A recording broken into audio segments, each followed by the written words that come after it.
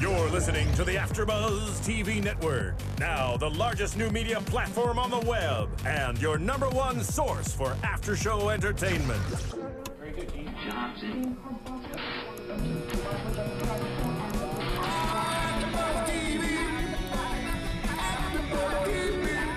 From the AFTERBUZZ Studios in Los Angeles, California, presented by Maria Menounos and streaming live thanks to Akamai Technologies, this is AFTERBUZZ TV's The Leftovers After Show. We'll break down tonight's episode and get you all the latest news and gossip.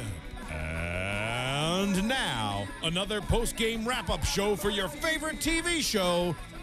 It's AFTERBUZZ TV's The Leftovers After Show.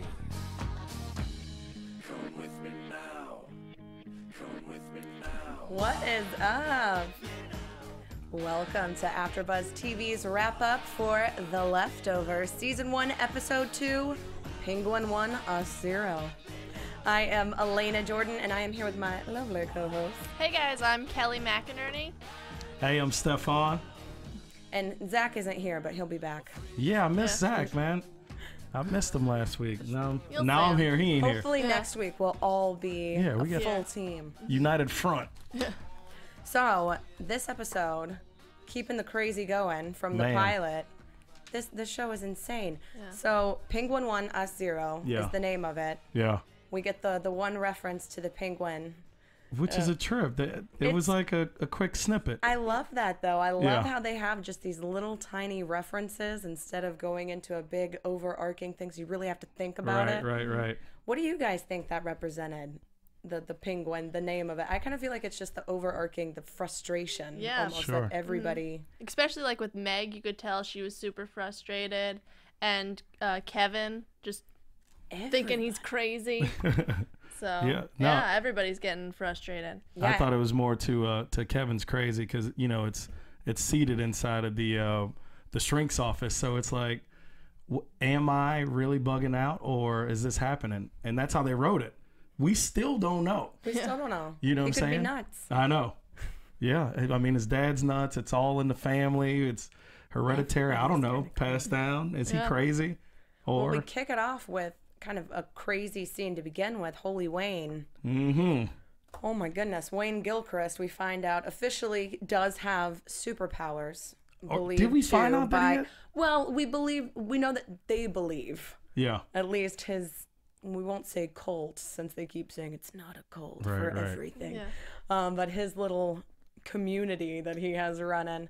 And senators and everything think it's... Senators hugging the pain out of people. Apparently hugging the pain out of some little girls. He's got 8 counts of statutory before the... Likes those little Asian girls. Yeah. Wayne is a pimp. I've been looking at it. You know, I'm trying to figure him out. Last episode when he spoke to Tom, he came in, he spoke to him, he woke him up. Tom's like shirtless, you know, you in the bed, you sleeping. It's a very vulnerable time, and enters, you know, Wayne, and he's all face-to-face conversation. He touching his face and stuff. And when I initially saw that, I was like, Wayne is a little gay. Hey, you were kind of on the money there. Yeah, now this episode, here he goes with the kissing the dead man on the mouth. Yeah, well, Wayne, I think Wayne just loves everybody, regardless of age, of gender, of normal. Like, hey, this is a child who is lost. This is a dead man. That dead man didn't want to kiss you when he was alive. He probably doesn't want you kissing him right now. Yeah. And why do you know that he didn't want to kiss you when he was alive? Why do you know that? Yeah. Well, I think he thinks of himself kind of like godlike, you know, that everybody loves me or should love me because of my power, and I feel like that's why he loves everybody. Yeah, he's got a very hippie vibe. It's very earthy, like touchy-feely, you know, just take it all in. Come on in. I don't like when people say stuff like that. He's an interesting man. That weirds me out. He's supposed to make you feel a little bit unsettled, and I mean, brilliant acting, because every time he's on screen, I'm like, he's always got a shirt. Now he's shirtless now for this entire episode. But you can see how these lost people would be drawn to him and Absolutely. think, you know, we have no idea what happens. This man, clearly, he has the answers. He's got swag. He's just they're all searching. Yeah. Which makes these groups so interesting because you know, nobody really understands what happened. And now you're just searching for something, anything. You're grasping for straws. And enter Wayne. It's all in the eyes. He's got, you know, he's got that pimp vampire-esque, you know, he's got the glare going. Glamoring. Yeah, he's glamoring folks. He's a glampire. Glampire. It's typical, like, follow the leader, too. Like, I don't want to think about anything. I'm just going to follow Do you. whatever you're doing, yeah. Yeah, that's a theme that runs through the whole thing. People don't know how to react. So the people who wanted power are kind of rising to that position and bringing in kind of the lost souls. That backfires on him when the FBI tracks him down for hugging the pain out of senators, officially makes him a national threat. Yeah, that even was, though that they're was just wild. looking for him anyway. Yeah. They just wanted a way to bring him in, and didn't even bring him in. They just went and They want to kill him. Yeah. They came to kill him. No questions asked. Dude, whenever you show up and start shooting white people, you know that you want to kill Wayne. They just were shooting everybody. So they were shooting anyone and everyone. Yeah, it was a good time. Leads to the I guess the first breakdown, the first full-fledged breakdown that we see for this episode. Tom, who's now been put in this situation where he has to protect Christine to the point that he kills for her, kills an FBI agent that's threatening her life. Which is, you know, all of these parallels. We're seeing 3 generations of now we've met Tom's grandfather. Yeah. Who, you know, he speaks to people. He's got a couple extra friends, which we'll probably get into later. His pops, he's starting to have like this, you know, dual personality. And here's Tom seeking for something. But we saw him kind of have a breakdown in the pool. You know, he jumped in the pool. He screamed underwater. Yeah. And it's like he was at the tipping point. Wayne even says, "You're the one person I can't figure out. You're all suffering and no salvation." Yeah. Because he offers him a hug. He offers to take him a away hug. the pain, the guilt, and all the negativity, saying, "This is going to eat you alive. Let me take this pain." You can't turn down a hug from Wayne. Yeah. But Tom does, which begs the question: if he isn't getting anything from this, he hasn't even personally, you know, it seems like he's keeping all the pain himself. Sure. Then why is he following this man? What is the lore? Why is it just because of Christine? Is there something else? Because he obviously has a thing for Christine. Yeah. Sure. Yeah. Maybe he wants to believe Wayne that it'll work. Maybe he's still not sure that it works, the hugging, and he doesn't want to lose that. Maybe it works because he feels like if he hugs him, the pain won't go away. He doesn't want to be proven wrong. Yeah. That's a really good point. That's a really good point. I didn't think about that. So he likes the mystique of, you know, maybe it does. And he just leaves it there. So while everybody else is looking for answers, he's just looking for anything to believe in and something to not be discredited. Yeah. Man, but why'd he go astray? That's so crazy. This whole I hate family is using crazy. the term crazy, Next but to well, they're a little bit, they're a little to the side, a little to the left. A little less crazy. His sister, Jill, still some issues there. Not nearly as intense as we saw in the pilot. She's more teenage crazy, though. Like, it makes sense, kind of, to rebel a little bit. She's not as bad as him. She doesn't, kill anybody yet. Sure. But she will elbow you in the nose, so don't run up on her. You know, she's a tough chick. And Amy isn't really helping any matters. No. Amy's that friend that gets you into all sorts of mischief. The twins even say, she's a bad influence on you, man. Yeah. Yeah. You know, it took me to the second episode to realize they were twins. I just kept looking at the one dude, and I was like, in this episode, I'm going, oh, both of y'all are the same guy. See, I knew because they were the attractive twins on Teen Wolf. Really? Okay. See, I didn't watch Teen Wolf. Me neither. I will readily admit that I watched Teen Wolf. And that it was substantially for the attractive twins. So now I'm glad that they're on Leftovers. Nice. Okay. I didn't know until we were discussing it last AfterBuzz show. I was like, oh, okay, they're twins. Yeah. But yeah. See, I missed that. I'm all late. I'm all late on the information.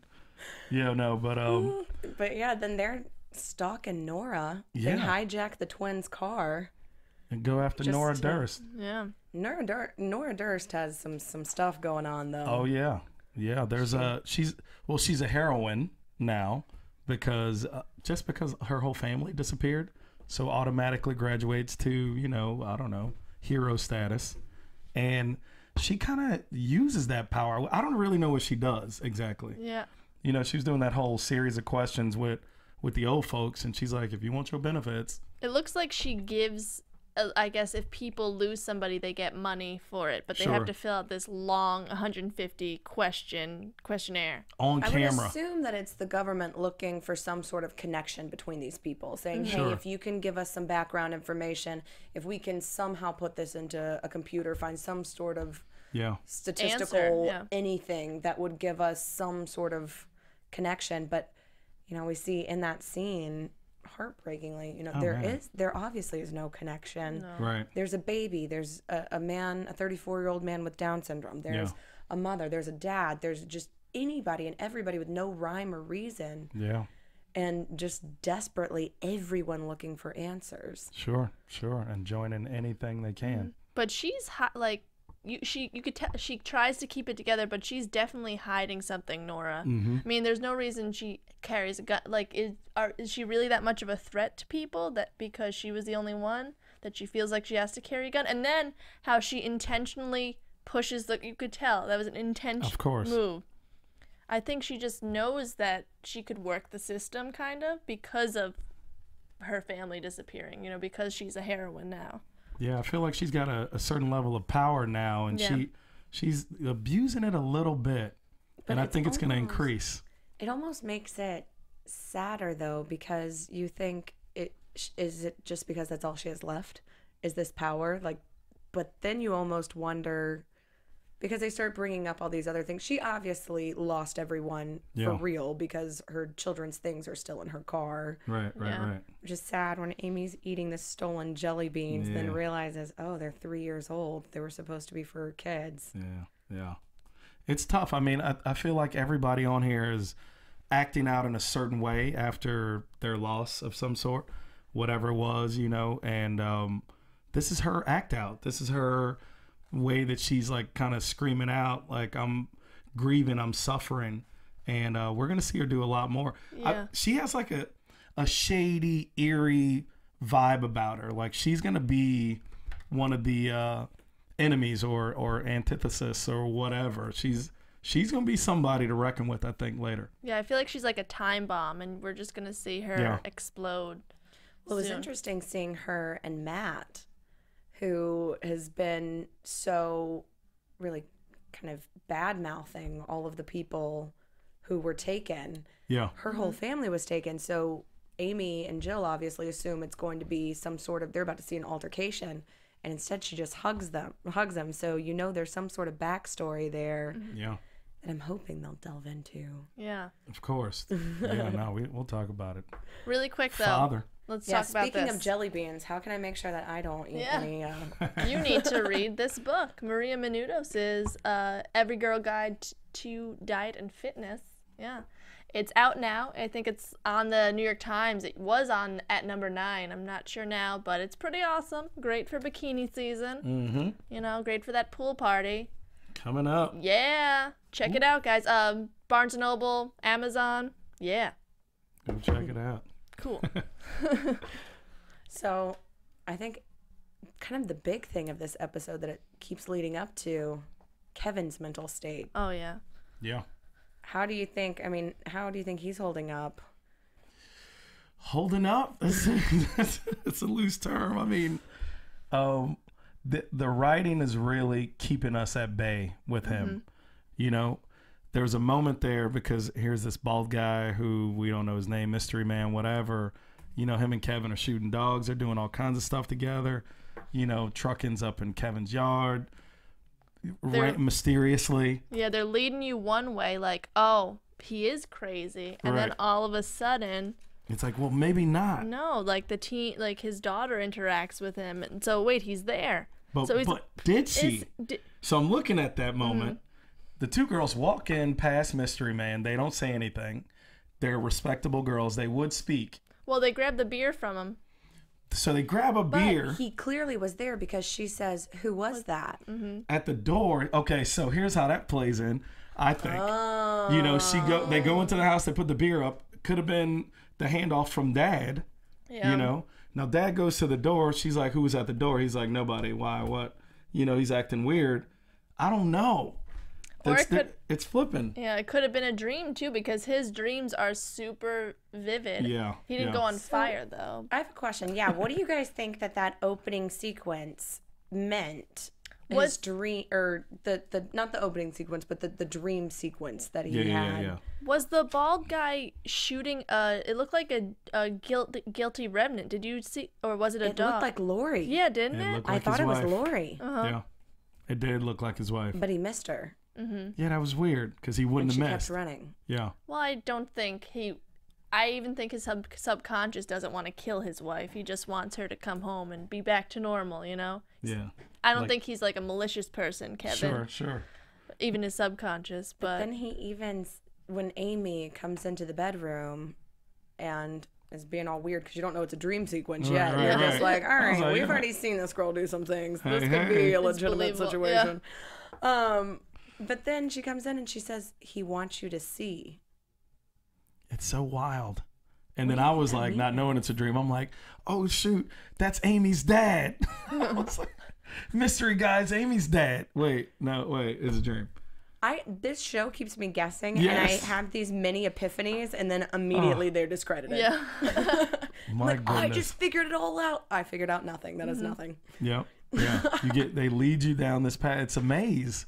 It's a maze of writing. They're doing a brilliant job. I want to know more about the mystery man, and I want to know, and I love when Lucy points out too, and she's like, you can't be shooting dogs. People like dogs. Right. Yeah. You know people like dogs, right? Yeah. And then he says that line that the mystery man said to him. They're not our dogs. Not anymore. But are they, Dun. does everybody else notice that the dogs are acting crazy? No. Yeah, so. But a lot of people don't seem to care. We saw in the opening, the woman, when he shows up and thinks he's delivering this really sad news in the pilot to the woman who lost her dog. And she's like, I don't care about that. Yeah. He's been gone that's not my dog. I don't care about that. Yeah, it's pretty ill. That I guess when you lose your husband, dog his is like, dog doesn't compare. Yeah. Yeah, I get that.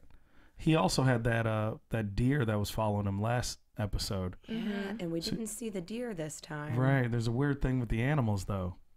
Like he killed the deer, right? He hit the deer, and he was like on top of it in the last episode, and then in the end, the deer gets eaten by the dogs. I don't know, dogs, deer, Kevin, and then the bald guy. guns.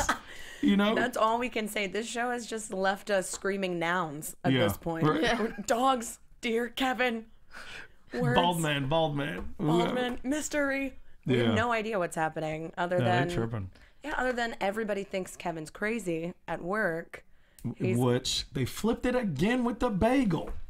Because that made us know he was crazy. Mm-hmm. He beat up the bagel machine, goes in with the drill, and I'm like, yo, crazy now, tipping point. Bagel's in there. But did you think he was crazy? Because the mayor even saw him put the bagel in. Like, she would have been like, what are you doing? You know? But it's like, we keep seeing stuff. We don't know what's actually happening or dreams. We don't know anything. No. But I feel like they intentionally set it up that way so that you feel some of the confusion that these characters, that this whole world has. Yeah. This overarching, just, I don't know what to feel. I'm confused, but I'm also confused about if I'm confused.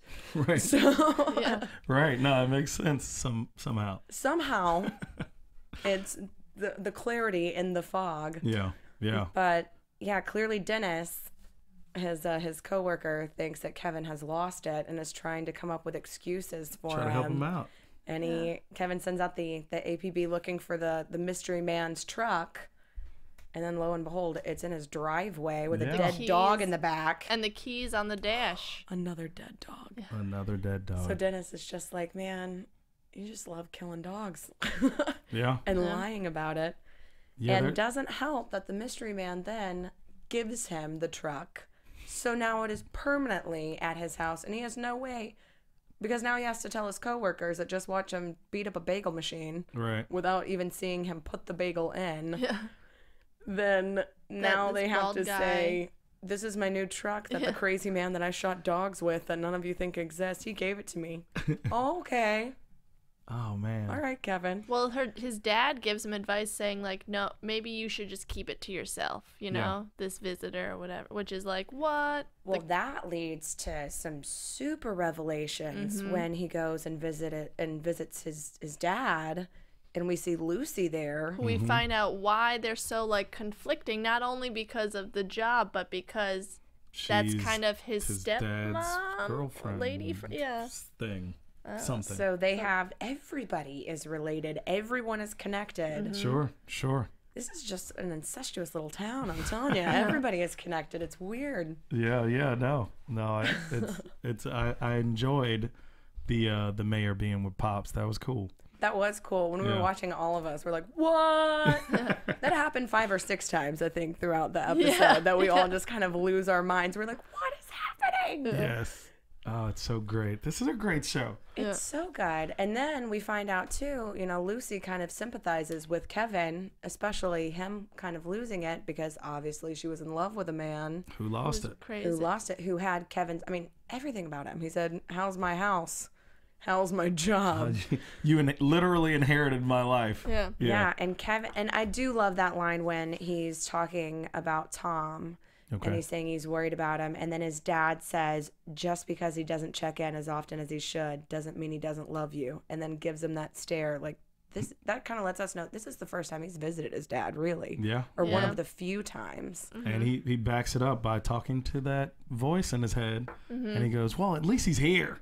And I'm like, oh, okay, yeah. That's the crazy. He doesn't really come through a lot. And you can imagine it's probably really hard for him. Now, Kevin, you find out his wife has left him, gone to the guilty remnant. Yeah. His son has left him, gone with Holy Wayne. His daughter is clearly barely hanging on by a thread. And his dad has completely lost it. He can't even be around him. Right. Because it's so painful for him to see. Yeah.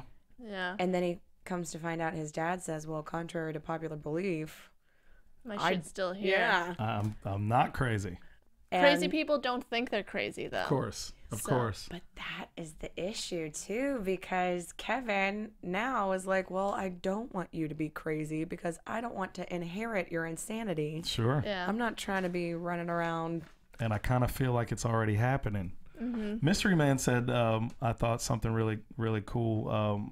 He said, we're doing the Lord's work, which kind of brings that whole spirituality into this thing, because what the producers were saying, they were talking about when I was watching the behind the scenes, they were saying we want it to be so intriguing, these lives, that you're not even thinking or focusing on the fact that 144 million people disappeared 3 years ago. And we don't ever really talk about that. If you really, we don't really think about it. We're so intertwined into what's going on.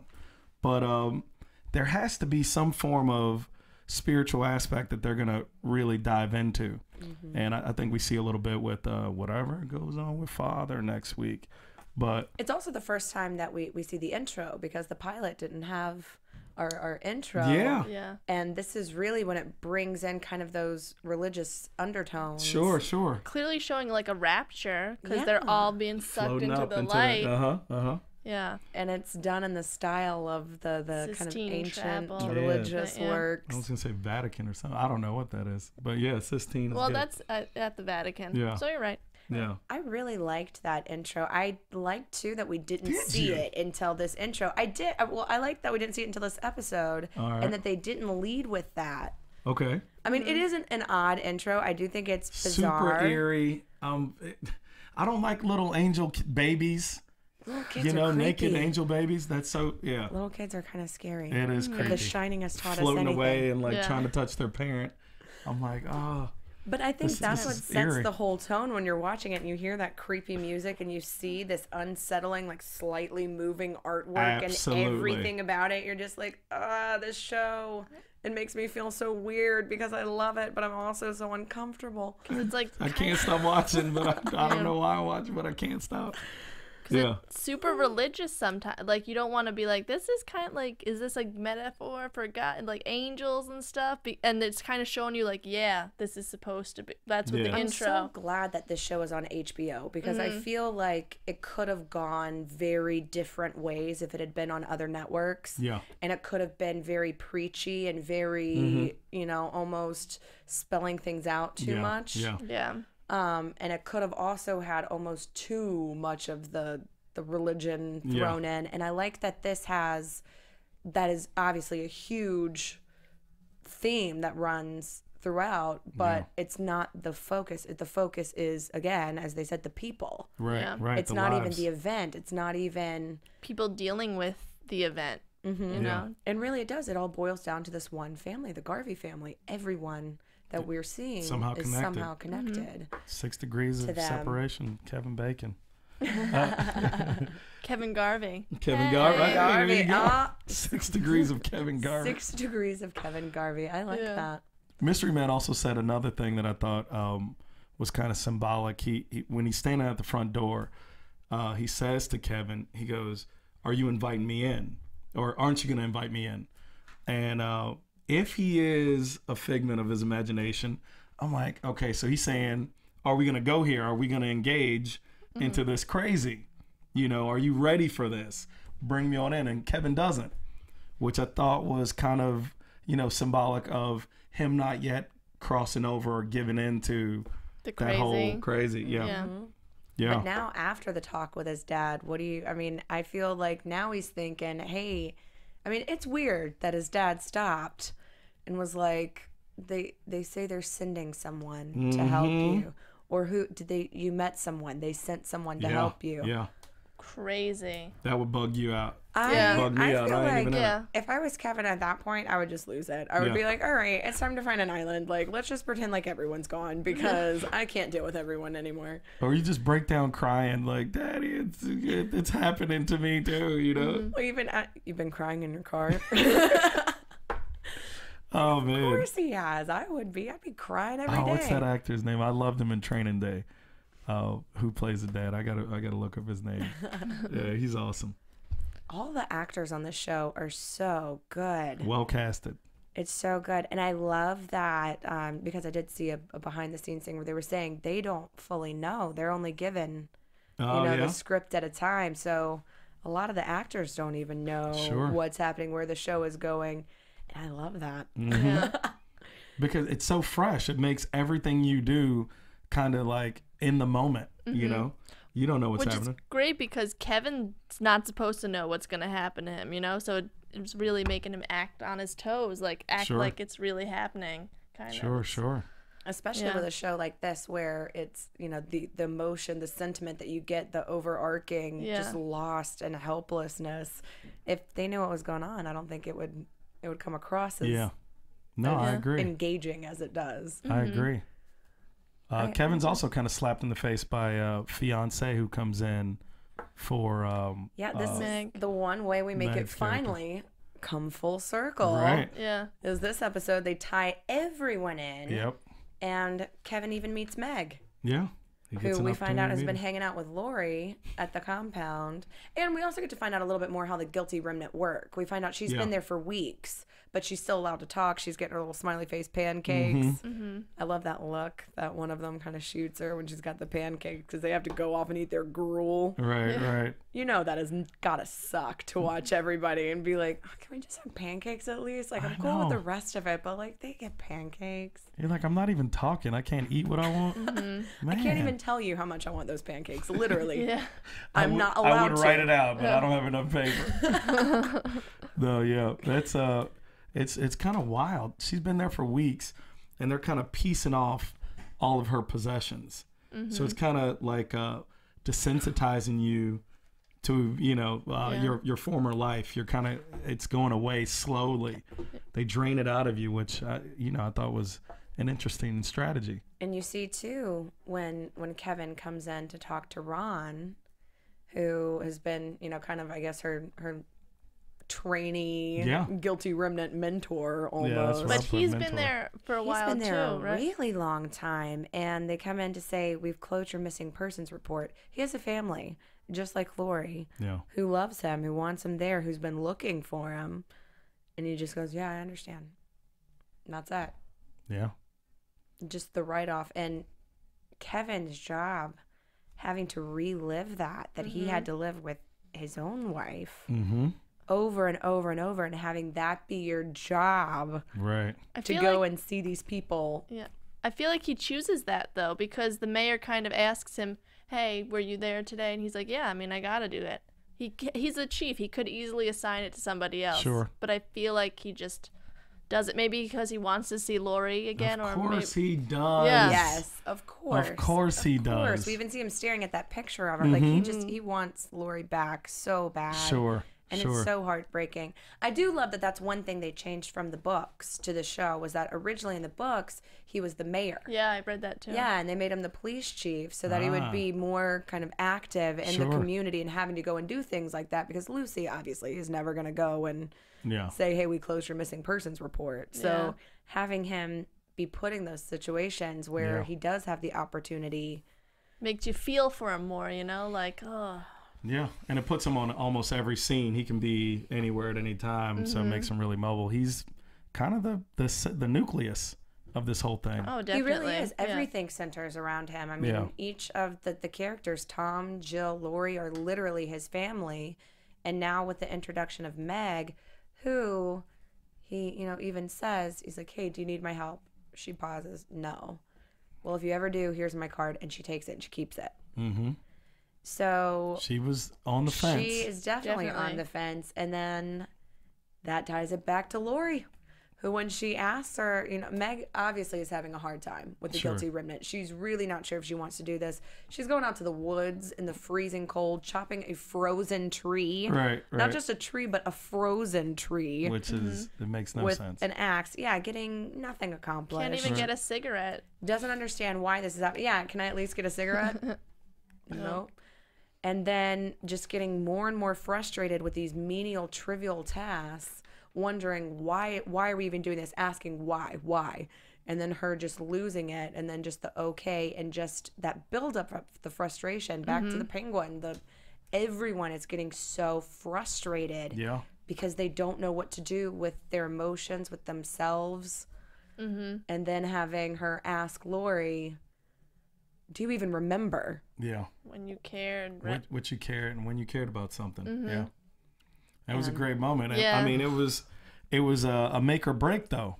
That became the make or break. It was like Lori kind of was vulnerable and shared and was like, yeah, I do remember. And the hot cop is my husband and all this, she's putting all that out there. And I think that's what caused or helped, I would say, Meg get over that hump. On the edge, yeah. I think that was really the pushing point. Was because Meg comes from a similar situation. She has a good-looking person who loves her, who, loves. I don't really think she thinks loves her, or well, who she wants to marry. I think he did. I think can't maybe imagine he did what he's 3 going years through. ago. He's frustrated too. Of course. She's been putting off this wedding for 3 years, which means obviously they were about to get married when it happened. Yeah.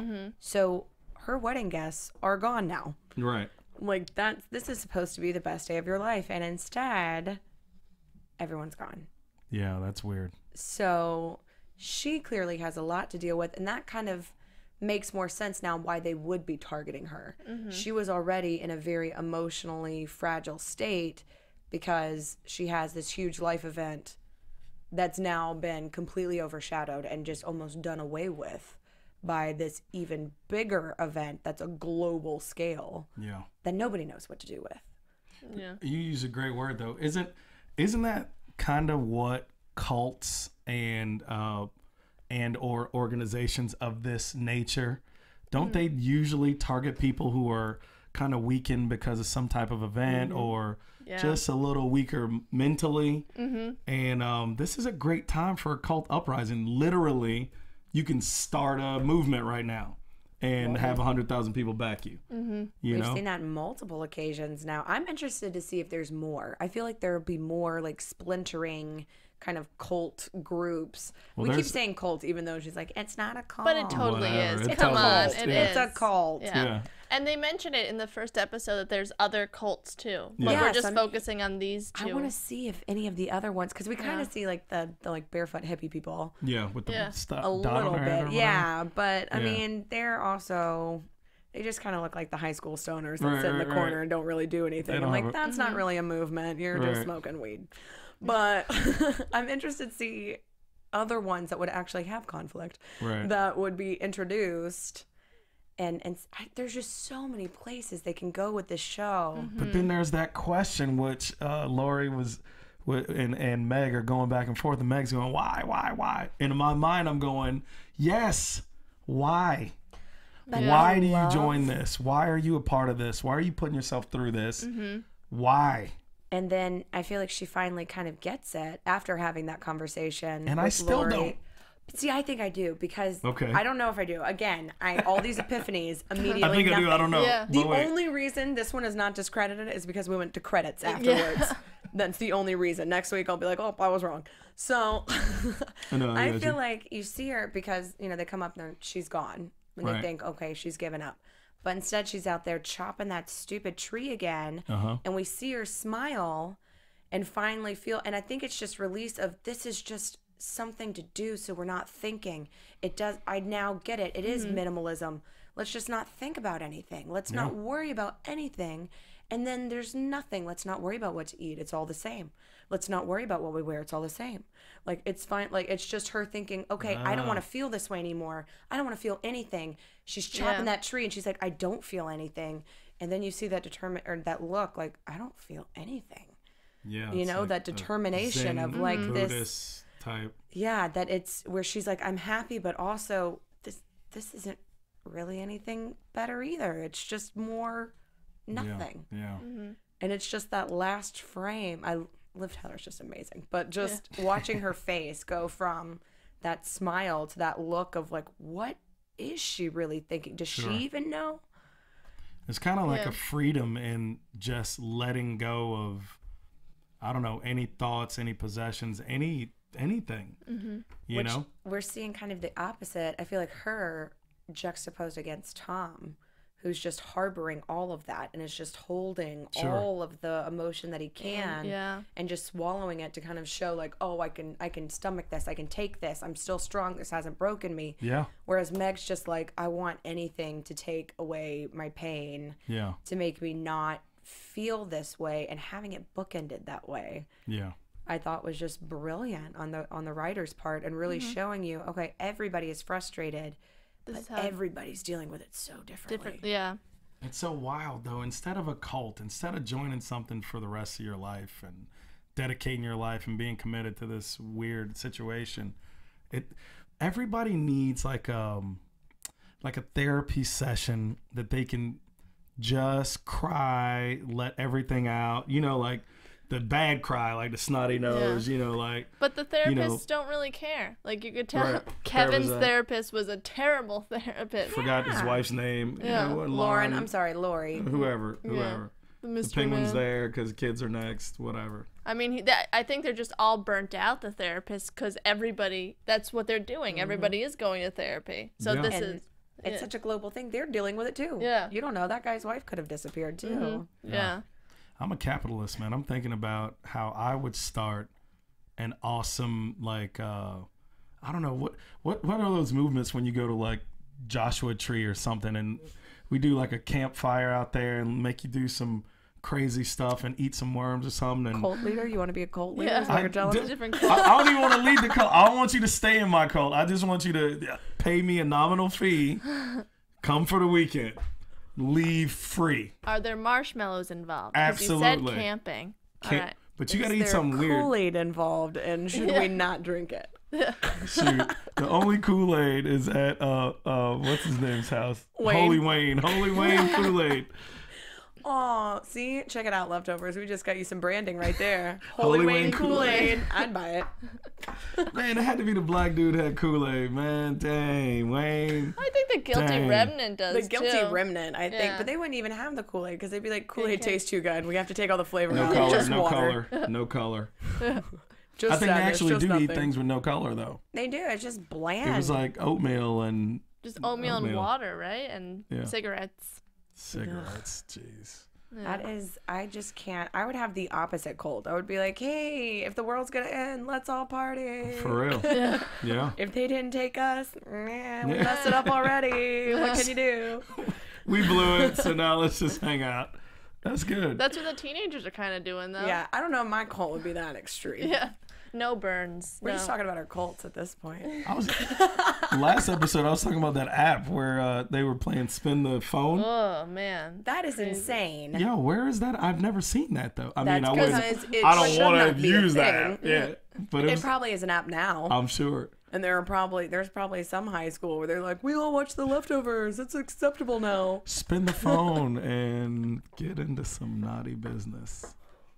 Oh, kids. Kids. Yeah. So what we got? You want to do some... I think we should check out some news and gossip. Sure. What do you guys think? Sure. AfterBuzz TV News. So I've got some stuff. Liv Tyler, she's on the cover of Glamour magazine's July issue. She talks about a lot of stuff like getting older, extended family, all that, typical girly, well, I guess, magazine stuff. But she also talks about transitioning from movies to television. And she actually says it's a bit trickier than she had anticipated. Like in a movie, she knows the beginning, middle, and end. But this, and she knows your schedule, your schedule and everything. But this, you're getting to know your character as time goes by, as you said. You never know when you're going to be working. She's going through this metamorphosis, and it's hard to because she's so used to planning. She's a control freak, so it's hard to get used to. She has to take it day by day, which is pretty cool. Yeah. Yeah. Well, I mean, welcome to acting. Liv's great. Liv can do it. I feel like if anybody can do awesome. it. I mean, she's doing a great job. She's doing a great job. I think it's especially this show though. It's hard to the character growing day by day. It's you don't. It's not a typical show. It's like you gotta buy in for the season when you sign up to be on this show. Yeah. You're just in. Gotta shut down life and stay focused on it. See what's happening next. Yeah. They all made great choices. It's a great show. I feel like it's gonna keep going strong for quite some time. So what do you guys? Where do you think it's heading? Let's check out some. Wait, I've got some. I'm sorry. You got one more? Yeah. Hit us. And Tom Perrotta, one of the creators of the show, he actually wrote the book. He actually, fun fact, he wrote Election and Little Children too, and this is the first one that actually is a series. Yeah. And they talked about why why is this darker? Why they had to make this darker than the book. And he said, contrary to belief, people say that Hollywood's lighter and everything, but on television, the things that succeed are kind of darker. Sure. Walking Dead is so grim. Mad Men has a tone, even though it's funny, but there's always a melancholy tone. Mm-hmm. He said maybe people wouldn't be interested in going out to their house paying money to see something so dark, but they'll sit at home and watch surprisingly dark stuff. And he tries to add humor, and he laughs at the uncomfortable moments. Sure, me too. Yeah, so he's just saying he's trying to add some more humor, especially with Amy, who's Jill's friend. Yeah. And yeah, he appreciates the humor, but there's definitely the first season they push it to a dark extreme. Which makes a lot of sense. I mean, when you're at home watching, we watch some pretty dark stuff. Yeah. So he's done his research. Good job. Yeah. That's on IndieWire too, if you want to check out the whole interview. It's pretty cool. Nice, nice. Yeah. So, do you guys, where do you think it's going? Some predictions? Predictions. And now, your AfterBuzz TV predictions. Where do I think it's going? Well, I mean, they kind of gave us a little peek in with what's happening with Father. What's Father's name? Matt? Matt. Father Matt, yeah. So he seems like he's about to lose his mind, which most religious zealots do at some point, because it teeters until it becomes insane, So I think I'd like to see what he's going to do as far as his insane rant next week. It's funny though too, because with religion and stuff, you always depend on it and everything, and now when something religious, kind of like the rapture, like this happens, oh my god, everything that you depended on is out the window. So it makes sense for him to go a little bit crazy, especially because he's the father, Sure. He's the head of the church. Why was he not taken? Why was everybody else and not him? Yeah. And he's thinking about that. He's feeling that. Yeah. I'm just excited to see more from him just because I'm such a big Doctor Who fan and he was my favorite Doctor. So I'm excited to see him in a totally different I don't trust him around women because of 28 Days Later. That's all I'm saying. Oh. We're just harboring things at this point from other stuff.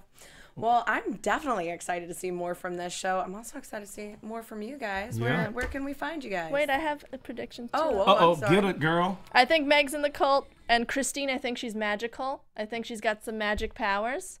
Like, I think that's why Holy Wayne, doesn't wants to keep her. Because he's something supernatural about him. I feel like something about her. And I think the bald guy's from God, or, sent from God. Okay. All right. It's like an angelic helper. I mean, that he said they, like the dad, I don't know, something's, or maybe he's crazy. Christine, I think Christine is just a 15-year-old that is gone off this. She's the one, man. She's the one. I don't know, but sorry. She gassed up. Those are my predictions. All right. We'll see. Yeah. Anyways, this was fun. This was fun. I'm Alana Jordan. You can find me on Twitter at Alana Jordan. Yeah, and my name's Kelly McInerny. You could find me at Holly Weirdo on Twitter and Instagram. I am Stephaune, and you can find me on Instagram and Twitter. I am more fire. Check me out. From executive producers Maria Menounos, Kevin Undergaro, Phil Svitek, and the entire AfterBuzz TV staff, we would like to thank you for listening to the AfterBuzz TV network. To watch or listen to other after shows and post comments or questions, be sure to visit AfterBuzzTV.com. I'm Sir Richard Wentworth, and this has been a presentation of AfterBuzz TV. Buzz you later. The views expressed herein are those of the hosts only and do not necessarily reflect the views of AfterBuzz TV or its owners or principals.